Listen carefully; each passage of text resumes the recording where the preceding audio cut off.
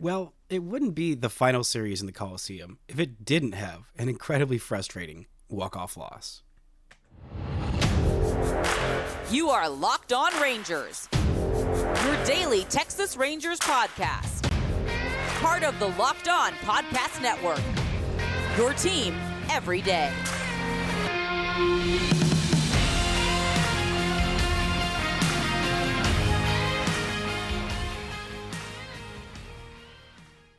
You are locked onto the World Series champion Texas Rangers. I'm Bryce Patrick, a cripplingly addicted Texas Rangers fan, covering this team for 11 seasons, including all 6 as the founder and host of this podcast. Thank y'all so much for making Locked On Rangers your first listen every single day. If you're not already, you can follow me on Twitter at Bryce Patrick. You can follow the show at Locked On Rangers. Hit subscribe on your favorite podcasting platform and on YouTube, where the best way you can help grow the show is to comment nearly any single thing below.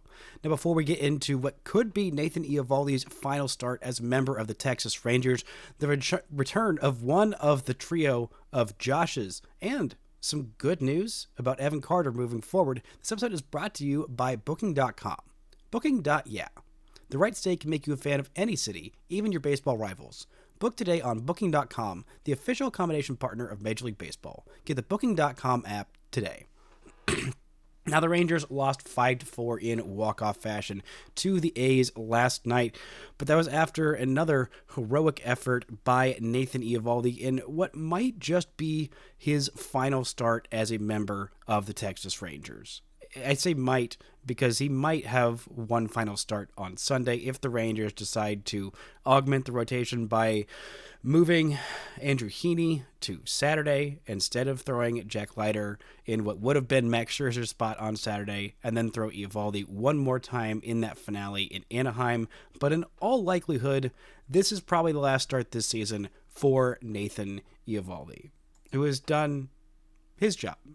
He did his job this year. He was everything the Rangers really wanted him to be. Since the All-Star break, it's been a little bit of a rough go of it for him. I mean, 16 games in the first half of the season, 94 innings, a 3.97 ERA, but in the 12 games in the second half, a 5.30 ERA in 69 and 2/3 innings with 69 strikeouts. Both kind of nice numbers, but also not particularly nice. I mean, Nathan Eovaldi is at his best in the biggest games with the highest stakes, so it makes sense that he's had a couple of clunkers in the games that have not been as meaningful.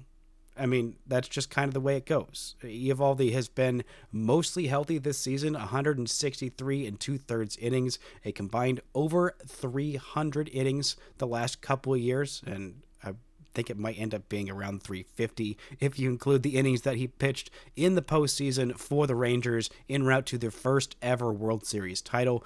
This was another great effort from Eovaldi, who did not have his best stuff. I mean, 3 walks for him in 7 innings, out of character for him in general, and also this year he has done a better job of limiting those walks this season than he did last year, but still goes through 7 innings, keeps the Rangers in it. Probably only should have been a couple of runs, but his defense did let him down behind him. 4 runs total, only 3 of those were earned, and 7 strikeouts for him in this one. The most impressive thing that he did was not allow a home run to the Ranger murderer, Shea Langoliers, who only had 1 hit in this game, granted an RBI double. Also scored a couple of runs because, of course, he would walk later because what would it be a Rangers-A's game without Shea Langoliers doing some kind of damage to these Rangers? But if this is the last start for Nathan Eovaldi in a Texas Rangers uniform, if he does opt not to use his $20 million player option next year or re-sign a different deal with the Texas Rangers in free agency, my hat's off to Nathan Eovaldi, a Texas Rangers legend forever. The 6 starts that he had last year in the postseason, not only that, but what he did, the Herculean effort that he put forth in the first half of the season. I mean, his first couple of starts as a Ranger weren't amazing, but once Jacob deGrom went down last year, Nathan Eovaldi stepped up and looked like the best we've ever seen him, outside of what he was doing in the playoffs, because that was just absolutely Herculean stuff. But he stepped up in a huge, huge way with that complete game shutout against the Yankees, literally the day after deGrom goes down. That's huge. That sets the tone. That says, hey, I know the guy who you thought was going to be your ace and your horse all year long isn't with us right now. And at that point, we didn't know that DeGrom was done for the season. But he said, right now, we're in this race. We are very much leading the AL West, and we need to continue that lead. And we're going to need somebody at the top of this rotation to go out there every fifth day, especially when the bullpen was as bad as it was, and pitch super deep into games. When the Rangers bullpen was at its worst, Nathan Eovaldi was at his best, just carrying this team. And this year, the Rangers needed him to do that again. The Rangers said, okay, well, we don't have Scherzer, we don't have DeGrom, we don't have Malley for most of the season. So, all right, Nate, you're number one. Keep us in it while we wait for those guys to get healthy. And in the first half, he did his job. He did. And turns out the offense was the one that was not doing its job. But this season, going haywire is nothing on Nathan Eovaldi. Last year, the championship is not anywhere. The Rangers don't get to, I don't know, even the second round maybe, without Nathan Eovaldi and what he did. I mean, his 6 starts, all of them, outside of game 1 of the World Series, and even that wasn't a horrible start, all of them he goes at least 6 innings, pitches into the 7th inning in 2 out of the 6 starts. The one bad start was game 1 of the World Series, which the Rangers ended up winning anyway. The Rangers were undefeated in Nathan Eovaldi starts, and actually, that game 1 was the only one where he didn't get the win. 5-0 in the postseason, 6-0 in his starts.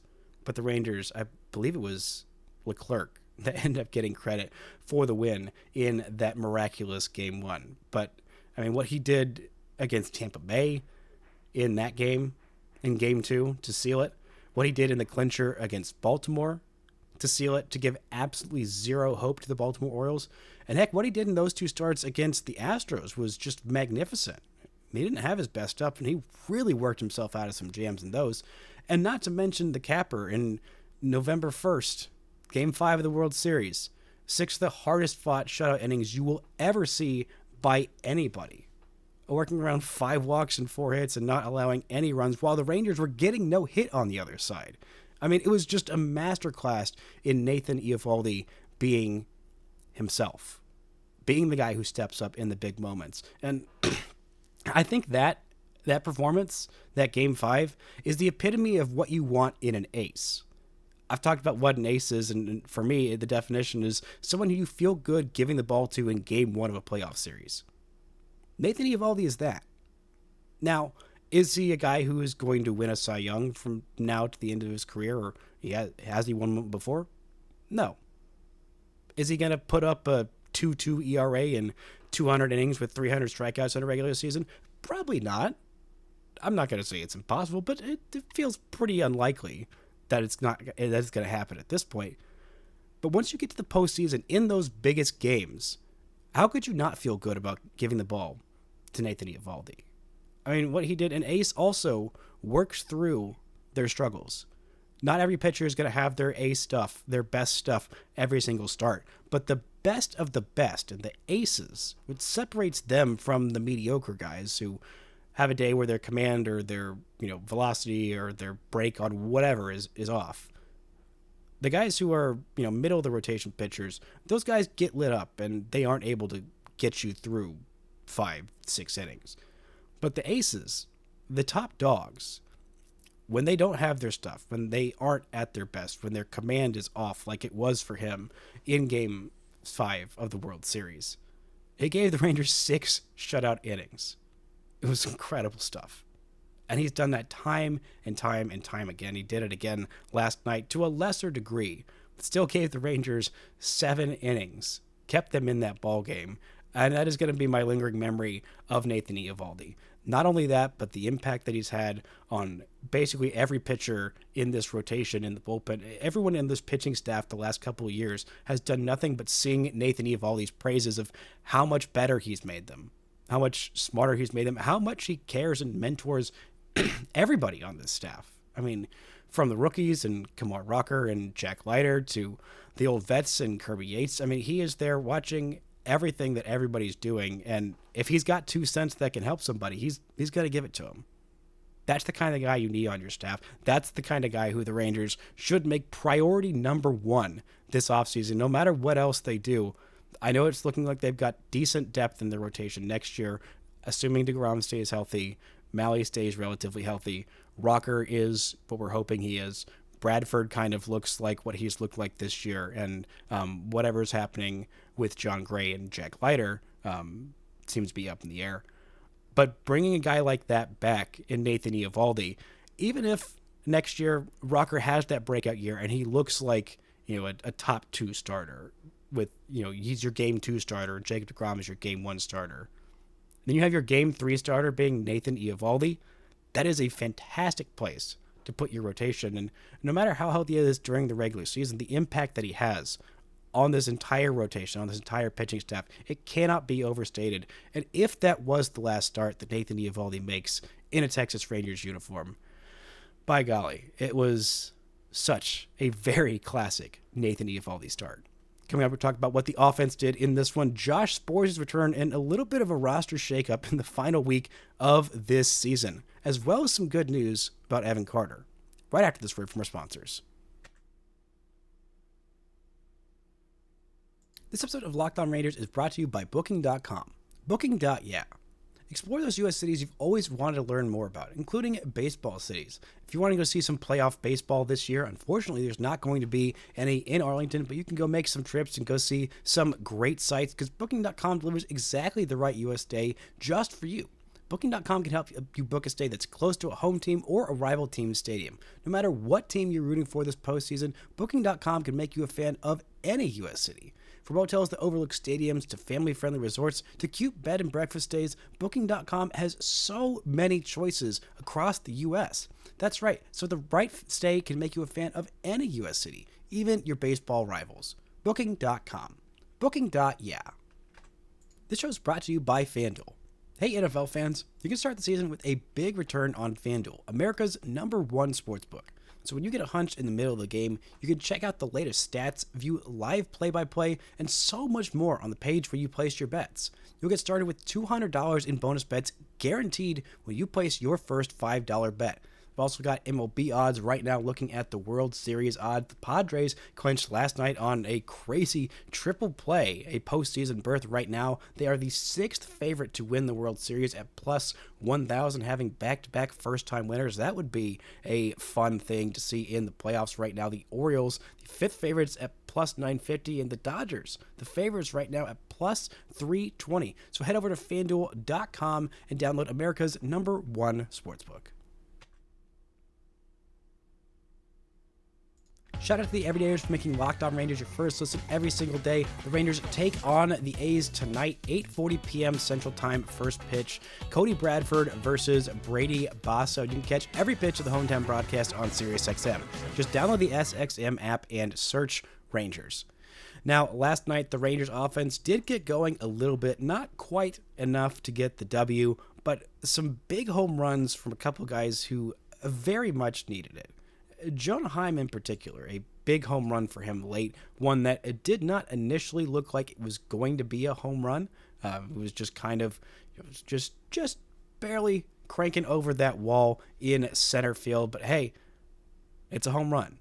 It's a home run in the stadium. That it was his first home run in his only home run in his last 15 games. Over the last 7 games, though, I've been saying Jonah Heim's been swinging it a little bit better, hitting .292 in that stretch with a .346 on base and a .458 slugging percentage. Only 1 walk in that span, but only 3 strikeouts as well in 24 at-bats. That is a pretty good ratio for him. Would like to see the walks be up just a little bit more, but seeing him swing the bat with authority and driving a pitch that was a fastball low and away as a right-handed hitter against a lefty deep over that center field wall, that is a great, great look, but it was not the best swing of the night, not the hardest hit ball of the night. That belonged to, of course, the Rangers' first baseman, Nathaniel Lowe, 108.5 miles an hour off the bat, 441 feet to dead center field. Nathaniel Lowe, getting my Nathans mixed up. Maybe that won't be a problem next year. Hoping it will be. Nathaniel Lowe driving the crap out of the baseball, seeing him hit the ball with authority, with power, something we haven't really seen a whole lot of this year. I know power has been down across the board in Major League Baseball, and even though he's got all the raw power in the world, Lowe has been a little bit too choosy at times. It's part of why he has a career on base in the high 350s. It might actually be at 360. But still, seeing him get going at the end of the season, just seeing everybody piling on, as well as the great RBI double from Adolis Garcia in that first inning. And not just that he hit an extra base hit, which in the second half has been a little bit not there, very much not there, actually. It has been a struggle for Adolis Garcia this year.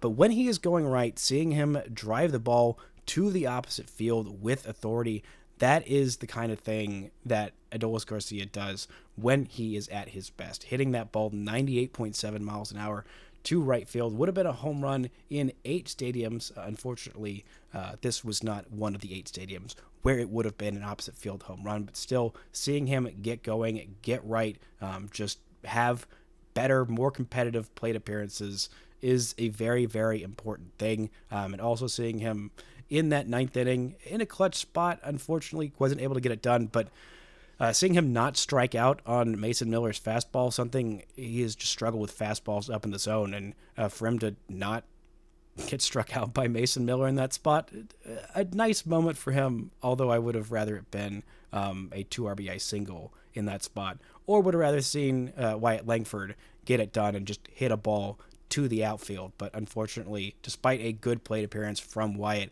Mason Miller is just fantastic. I mean, it's so fun for the game of baseball that we have 2 of these closers, these young closers that are throwing in the hundreds, not just 100, but 102, 103, 104 in Ben Joyce and also Mason Miller. But as a fan of a team in the AL West, I would rather those guys be just somewhere else, so we have to keep seeing them as often as we do. I mean, heck, the closers in the AL West this year have all been pretty darn good. It's funny that the most expensive one has been the least effective this year, and that's Josh Hader, and he's still ended up with a pretty good season. But Andres Munoz, Mason Miller, Ben Joyce, Kirby Yates, the closers in the AL West this year have been absolutely fantastic. Now, they could have been a little bit better had the Rangers not made a trade for Corey Kluber, but we're not going there. We've already discussed that about 1,000,000 times on this show. But still, seeing this offense get going, seeing those guys have good at-bats is an encouraging sign. The Rangers got a little bit of roster turnover in this one. Josh Young being placed on the 10-day IL, his season officially being over. Josh Sborz was activated from the 15-day IL. Matt Duffy had his contract selected from Round Rock. Dustin Harris was called up to the big leagues for the first time in his big league career. His big league career has finally started. He was traded over in, I believe that was the Mike Minor trade. That Dustin Harris came over to the Rangers from the A's. So if he gets to make his debut against the team that drafted him, I think that'd be kind of funny. But Ezekiel Duran placed on the paternity list. Congratulations to Ezekiel Duran and for becoming a father for, I believe, the first time. Congrats to him and his family. Walter Pennington optioned to the minor leagues, and Tyler Mahle put on the 60-day IL, something that I was surprised hadn't been done already to kind of clear up all this roster space. We saw Matt Duffy for an inning as a defensive replacement. We have not seen Dustin Harris just yet. I would anticipate we see him at some point in this Oakland series, just because. I mean, I'd rather see him get his Major League debut than a couple more plate appearances from Travis Jankowski. No offense to Janko, but just seeing a kid make his Major League debut is always a fun sight, no matter what it looks like. Dustin Harris has had a good season with the on-base numbers, but the raw power being there, we haven't seen it actualized in the games at a rate that I would like for Dustin. I mean, if he was putting up power numbers like what his raw power shows that he's capable of, I think he would have gotten a shot in the major leagues this year, a legitimate shot to be, the corner outfielder or a DH or something. And with the amount of guys the Rangers have called up. But good to see Dustin Harris get that call up. Will he stay up when Ezekiel Duran comes off the paternity list? Not entirely sure, but good on him to just get that call up. And good on Josh Sborz for getting back, getting healthy to end this season, because he is going to be a big part of the Rangers' plan in the bullpen moving forward. Coming up, we'll talk about him, what he's feeling about his injury recovery and how healthy he's going to be next year, and how that ties into another Ranger who's been hurt for most of the season coming back and hopefully being a huge part of the Rangers' resurgence in 2025. Talk about all that and more right after this word from our sponsors. This show is brought to you by Game Time. Game Time is the best way to get tickets to all the live events you're wanting to go to. Just last week, I used Game Time to go get tickets to Kamar Rocker's home debut, and while Kamar Rocker wasn't exactly what I was hoping for in terms of his performance, Game Time gave me an incredible deal, the best seats that I've ever had at Globe Life Field, and the price was incredible. I mean, absolutely incredible. Game Time, they've got Game Time picks that filters out the fluff and gives you only incredible deals on great seats, so you don't have to waste time searching through thousands of tickets. They've also got all-in pricing, and toggling this feature shows you the total up front with no surprise fees at checkout. Game Time also has ticket coverage, and your purchase is covered with the most flexible customer service policy in the ticketing industry. So take the guesswork out of buying tickets with Game Time. Download the Game Time app, create an account, and use code LOCKEDONMLB for $20 off your first purchase. Terms apply. Again, create an account and redeem code LOCKEDONMLB for $20 off. Download Game Time today. What time is it? It's game time. Now, the Rangers have relied on a lot of Josh Power over the last couple of seasons. Now, last season, it was Josh Young being an all-star and being an incredibly helpful part of this offense, powering them to a World Series. It was also Josh Sborz in the bullpen last year, being incredible throughout that entire postseason run, including throwing the final pitch of the Rangers' first ever World Series championship, which makes him a Texas Rangers legend forever. And then this year, they didn't get quite as much out of Josh's. Those two Joshes, at least. But the third Josh stepped up and had a pretty darn good year. But the Rangers had injuries to their two primary Joshes from last year in Sborz and Young, missing a lot of time with Sborz, 3 different stints on the IL with a shoulder issue. He did get some good news that he came back, and he is encouraged by what they found. They feel like they have some sort of answer as to why his shoulder has been acting up all season, and hopes that that leads to next year it not acting up all season, which is going to be an important part of the Rangers next year. And now they have basically 4 late relief options that have been solid this year at times. Leclerc has not quite been that, but what they got out of Kirby Yates and David Robertson has been phenomenal. And for the most part this year, Sborz has been solid when he's been pitching. But before last night, he had only 16 innings, which is fewer than they got out of Yeri Rodriguez this year. Not exactly what you're hoping for out of a guy who was supposed to be a big part of the Rangers' high-leverage relief options. But the Rangers have 3 of those 4 guys that I just mentioned that are going to be free agents. Robertson, Yates, Leclerc. All going to be free agents next year. Sborz is under contract next year. Now, he's probably going to make a little bit less than $2 million in what I believe will be his second year of arbitration due to missing a lot of time this year. But the Rangers need him to be at his October 2023 Josh Sborziness for most of next year, because the Rangers have a lot of options next year for what they can do to fix the bullpen. Bringing back Yates and Robertson, I think, would be great. They might be a little too expensive for what the Rangers want to spend, which I think would be very unfortunate given how great those guys were and how much they clearly like it here.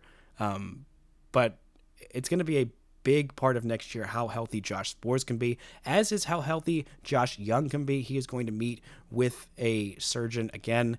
The same surgeon will undergo a CT scan to kind of figure out what the heck's been going on with his wrist, see what they're going to do to alleviate that for next year. He is on the IL and is wanting to make sure that this problem doesn't keep cropping up, that he doesn't keep having these random injuries. He's had more than his fair share of random injuries, and he talked about, I don't want to be, have my career be defined by having a cortisone shot every 6 weeks, and that really resonated with me. I mean, this is a guy who is obsessed with baseball.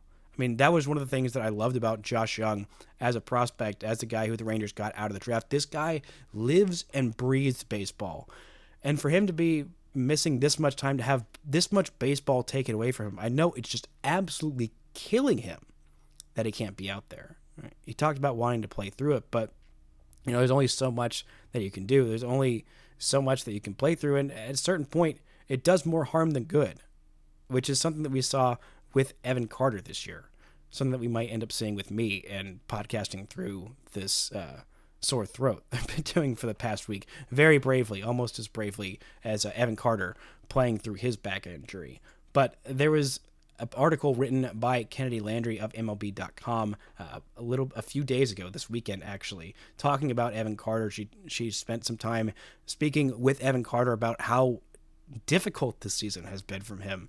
Just not only not being out there, but the production when he was out there was just not great. It was not great. Evan Carter didn't look anywhere near the rising superstar that he looked like in September or October of last year. I mean, he just could not hit the ball with any authority the last couple of weeks, which is when he was playing through that back injury. But Carter did have some good news. He wouldn't go into specifics about what exactly they found, but he feels like he and the doctors have found exactly what has caused the root of these back injuries, which is a good thing, and also something that can alleviate that, something that can fix the problem. It's not just, oh, we know what it is, and I'm going to have to deal with this the rest of my career. That would be scary. That's what happened to Grady Sizemore, and that's why the comps to Grady Sizemore were a little, at times it felt like too on the nose of, young, flashy, athletic guy who had a brilliant start to his career, and injuries just really took it off the rails. We're hoping that wasn't going to be the case with Evan Carter, but I think what's happened with Evan Carter is going to go under the radar of things that really went awry for the Rangers this year, and I think it should be up there with the top 3 reasons why the Rangers have fallen this far. Now, them pitting their hopes on a 21-year-old rookie who just turned 22 less than a month ago, that might be part of the problem as well. But the Rangers just getting almost absolutely nothing out of Evan Carter moving forward, or this past year has been a big, big part of this problem. It's why Travis Jankowski has so many DH days and every day, at bats when he has been, to put it frankly, very bad. And it's why the Rangers couldn't give Adolis Garcia as many days off, because their other options were basically Travis Jankowski and some other not great options. But one of the quotes that got me really, really excited about Evan Carter moving forward is him saying, quote, "My hope is that once we get everything going that needs to in the next week or two, that I should never have to think about this until I'm 50, is what Evan Carter said. He hasn't quite restarted baseball activities just yet, but he also said that they don't think there's going to be a problem moving forward, which is encouraging, because if your 22-year-old burgeoning star outfield youngster is dealing with back problems, the second back injury that has derailed or prematurely cut off a season. I mean, he had one in his first pro season where he played 30-something games in low A down east, and it didn't do much after that because of a back injury. And having it happen a second time before he's even turned 22, that's scary. There were some questions about Evan Carter. That's why most people in the industry ended up putting Wyatt Langford a little bit higher on their prospect list heading into this year, despite having already seen Evan Carter just kick people's butts on the highest stage in Major League Baseball. It's because there are concerns about, can he hit lefties? Can he stay healthy? Well, if he can stay healthy, I'm pretty confident that eventually Evan Carter is going to figure out how to hit lefties, and having those two at the top of your lineup for years and years to come, in Wyatt Langford and Evan Carter, we've already seen the highs of what Evan Carter can be for that stretch run last year. I don't know if he's going to have a whole season where he maintains an OPS north of 900 or north of 1,000, but the potential is there. And there was a reason it was so exciting and so tantalizing, and why I was saying crazy things like the Rangers might just be becoming a dynasty after that first championship. It's because of the combination of Evan Carter and Wyatt Langford, adding to what was already supposed to be a really good offense, and this year wasn't. It's why you can be okay with step backs from guys and saying, okay, well, Adolis Garcia had a career year in 2023, and Jonah Heim had a career year in 2023, and the Rangers know what they're getting in their middle infield, and they know what they're getting, hopefully, in their young core of Evan Carter and Wyatt Langford and Josh Young as well, of all of those guys being above average to borderline all-star level players next year. That's how you feel confident in a team succeeding moving forward. You throw all that together with some competent pitching development, with some big splashy free agents doing what those big splashy free agents do in Corey Seager, in Jacob deGrom, in Marcus Semien. That's when you know you got a team that can stay rolling for a long time. But Evan Carter's absence this year has been monumentous. It has been felt in a big, big way. And I was really cautious about, putting any expectations on him moving forward in general. Not that I thought that, I'm just writing Evan Carter off because, he's had 2 back injuries and, I can't expect anything from him. Far be it from that. It's just felt safer to not have a whole lot of hope in, okay, what the heck is Evan Carter going to be moving forward? Is he going to be a platoon guy only and hit really well against righties and never hit against lefties and, not stay healthy enough to actualize that potential?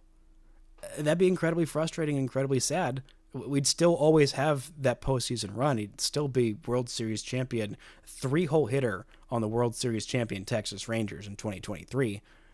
That will always be something that Evan Carter will be able to hang his hat on and, be beloved for. But there's also potential of this guy's just getting started. And it felt like things were being taken away from him. And I'm really hoping that whatever they found in his back, whatever issue that's been hampering him these last couple of years, I really hope they fix it. I mean, not just for what he could be in his baseball career, but just for his life in general. I mean, that was a really concerning part of it for me is this kid's barely 21 years old. He's already having back problems. What's the rest of his life going to look like, let alone what his baseball career is going to look like? So that was a really encouraging note to hear from this weekend from Kennedy Landry's story. Go make sure you go check out that story in full to see exactly what he was saying about it. I'm hoping that we can get some positive notes this offseason. He can be healthy. In the next couple of weeks, they can get whatever is wrong with his back sorted out. And hopefully, like he said, he doesn't have to worry about this till he's 50. And if that is the case, then, maybe we'll look back at the season and laugh at how much of a disaster it was from our second franchise's World Series parade in 2025. That's going to do it for today's show. Thank y'all so much for listening and subscribing. And until next time, don't forget to enjoy World Series champion Texas Rangers baseball.